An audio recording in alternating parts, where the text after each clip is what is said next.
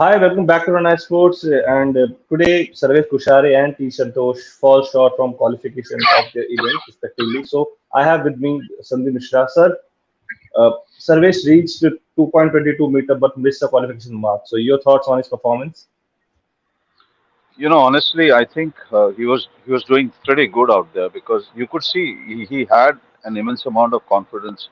What high jumpers they tend to kind of get the fans involved, and I think looking at the way Bashim was going, looking at the way Wu was going, and both the Italians, I mean, they were getting the crowds, backing them up, with those rhythmic clapping happening for all those high jumpers, and I think that's where even Sarvesh got into the act. You could see, I think once he cleared 2.18, he was looking into the camera, he was giving the thumbs up sign, which I think he was in the moment. He was enjoying himself and trying to gather up a lot of, I wouldn't say aggressiveness in terms of jumping, but at least getting the fans behind him.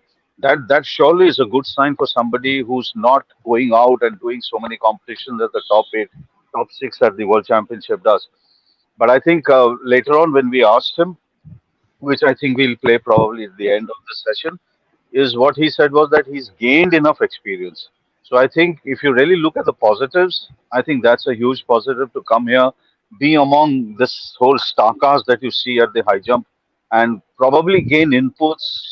Be among this particular bunch, so that when he goes back and starts preparing for the Asian Games, I think this will all help him rather. And, sir, in your opinion, what went wrong for Sarvesh Kushare today? I honestly don't think anything went wrong. I think we always talk about coming to the World Championship, not making it to the final, and we kind of look at it. And I'm talking of Sarvesh here. I'm not trying to put Sable here because did Sarvesh get the amount of exposure at Sable? Or I don't think so, and I don't believe he got it.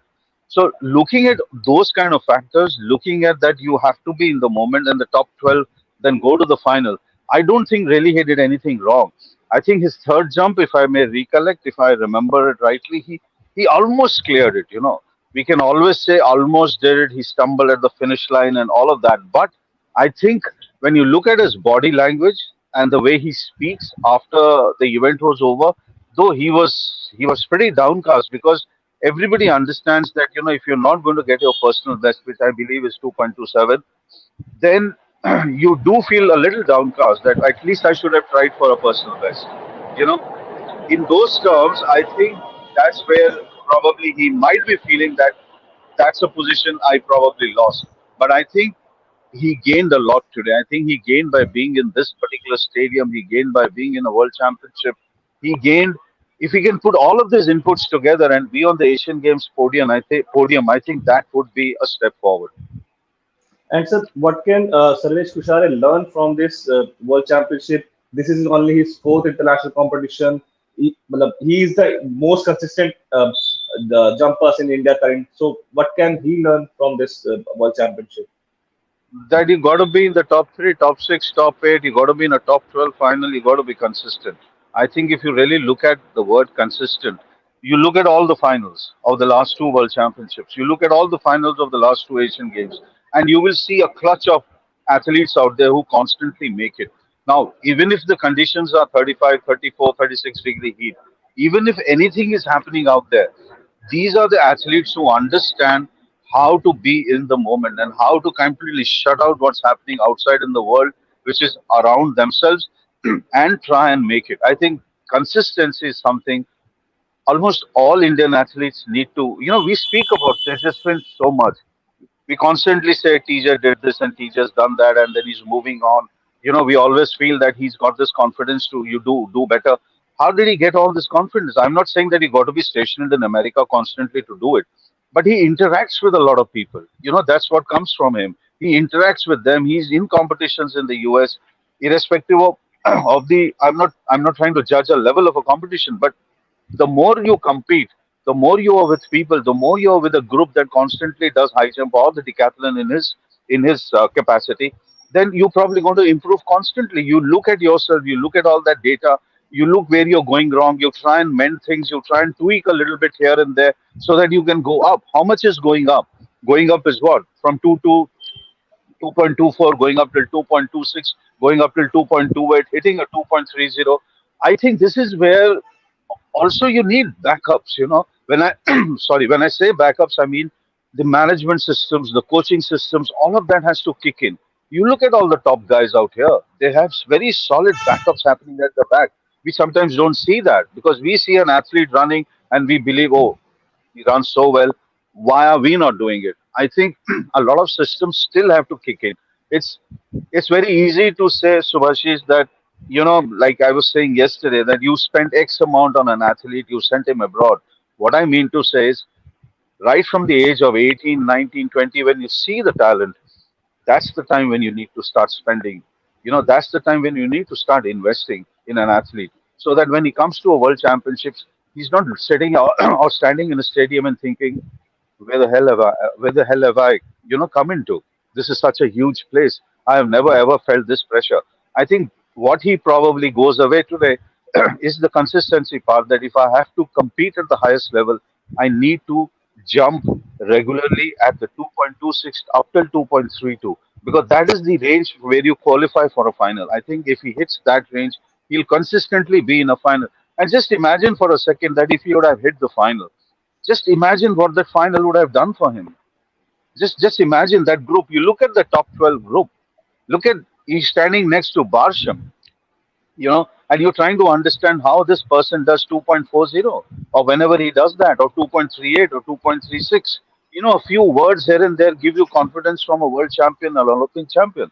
I think we need to hit those finals. It's very easy to say, okay, let's hit a podium. No, let's hit finals. The moment you hit finals, your experience grows in the continent itself at the Asian Games and the Asian Championships, because that's where you win. But you come to the World Championships to get into a final so that the next time when you meet a junior athlete, you will share all these experiences. I think Sarvesh walked away with all of this today. And sir, what he needs to compete with in the world level in terms of winning medal, in terms of getting the podium finish. I think Asian Games is going to be very tough. You look at the top 12 today, and I think I made an entire list of the top 12. I mean, you have two jumpers from Ukraine. The Asian Games is not going to be easy at all. I mean, who is there? Who was fourth in Tokyo? And who is in the final here, and who was a silver medalist at the last Asian Games. So just imagine, he was a silver medalist at the 2018 Asian Games, then he ends up fourth in Tokyo. Today he's in the final. Why? How? These are the things that probably all of us need to understand for our athletes. That it's a step-by-step process. It's like coming to the World Championship. अरे भाई ये podium पे नहीं पहुंचा. अरे podium क्या मतलब ये रास्ते में पड़ा हुआ है क्या? That's how I look at it. It takes years and years and years to reach that position. I mean, you think Barshim just walked off from school and entered college and just started jumping and won a gold medal? No, doesn't happen like that. And for all of us, I'm not saying that ignorance is bliss. Let's not be ignorant about the fact that it requires tremendous amount of hard work. And I think if you really look at the so many world championships that have gone by, you can see things coming together. Maybe it's slow. Maybe you just have one Neeraj Chopra who's hitting the headlines consistently. But I think things are coming together, and probably slowly, your junior athletic program is going to kick in. The athletic, let's face it, the Athletics Federation of India is doing a good job at some level. That's the reason why you're seeing athletes coming through. And I think slowly, as they gain experience and as they understand how world athletics operates, and I'm talking of world athletics operate at terms of competitions. I think that's when they will all start. Suddenly, they'll say, "Oh, okay, this is what requires to be done. Let me do it." And so let's talk about some about Santosh Kumar. Santosh Kumar sir clocked 50.46 seconds to finish seventh among nine competitors in the men's 400-meter final hurdle seat. So he missed out on the final. Your thoughts on his performance on Santosh Kumar? No, I mean, I don't think he missed out on a final. Let's call a spade where it requires to be called a spade. And I think he was below par, of course. I mean, for somebody who's done 49 in Bangkok, I think that's his personal best at the Asian Athletics. 400 hurdles. I mean, just imagine the fields out here. Just imagine the competitions that they go through. So for him to reach here, I think was an achievement. Number one. Number two, yes, to go to this next round probably would have been fantastic. But I don't think there was anything that in that quality that we were seeing that would have warranted us to raise our hands and suddenly say that he's going to go to the second round. I don't think so. I think he looked overawed. It's very simple. You can understand that when somebody is running on a track, he certainly looked overawed. He may not have looked overawed at the Asian Athletics because that's his backyard. It's in a way. Okay, this is the Asian Games. This is the Asian Athletics. I can do it here. But the moment you step into the stadium, I mean, you do realize that it kind of, crushes you with pressure, crushes you with so many things that athletes from Asia and other countries who don't compete at this level regularly probably must be feeling. And I think we need to feel for such athletes at this moment of time instead of just saying that, okay, not good enough and this and that. Of course, you're not good enough. But then how do you become good enough is something that we need to look at. And one last question, sir. Sir, we did fail in the long jump, women's long jump. We did fail in the triple jump. Now in men's high jump. So I, क्या इतना pressure होता मतलब होता है कि world championship का कि हम एशियन एथलेटिक्स में तो अच्छा करते हैं लेकिन वर्ल्ड चैंपियनशिप में आके वो चीज कहीं ना कहीं पीछे हट जाती Like, I don't agree with the triple jump. I think that's where probably we need to be a little more critical. I think for people who've been jumping 16, 17 regularly, or even 16 plus pretty decently well, for them to jump 15, I don't think is something that was done. I think one needs to be critical here because one did tend to believe that you would have at least two Indians in the triple jump final. For a triple jumper to say that, my legs packed up, yes, let's understand why it happens. How does a leg pack up? I mean, it's a very common thing. It comes from pressure. How do you've been competing outside? You've been doing decently well. You've been sent out. So for to come here and not probably be in that frame of mind that where you know that the pressure is because you've been doing well. If you've not been doing well for the last 2 years and you still end up at a world championship, it probably also is that okay, I came in and I probably participated. But to say that my legs packed up and all is a theory. I don't buy into that at all.